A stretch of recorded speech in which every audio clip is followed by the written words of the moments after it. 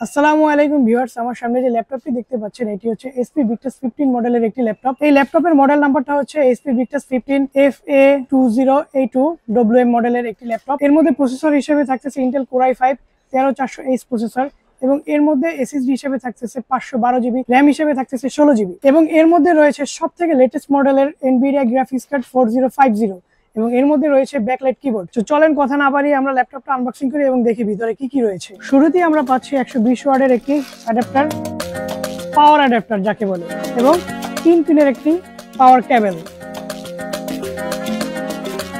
এবং ল্যাপটপটির কালার হচ্ছে মিকা সিলভার।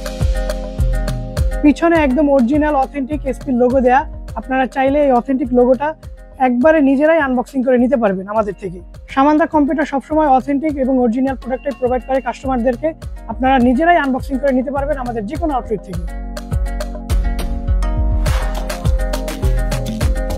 পিছনের কুলারটা এক কথায় অসাধারণ। যারা গেমিং করতে চান কিংবা যারা রেন্ডারিং এবং গ্রাফিক্সের হাই লেভেলের কাজগুলো করতে চান তাদের জন্য হবে এক কথায় মাথা নষ্ট একটা জিনিস। পোর্টগুলো যদি আমরা দেখি, এখানে একটি Type-C পোর্ট পাচ্ছি, RJ5 কানেক্টর পাচ্ছি, USB 2.3 পাচ্ছি একটি এবং HDMI পাচ্ছি একটি, এবং এই সেটে থাকতেছে USB 3.0 একটি এবং হেডফোন জ্যাক এবং পাওয়ার পোর্ট থাকছে একটি।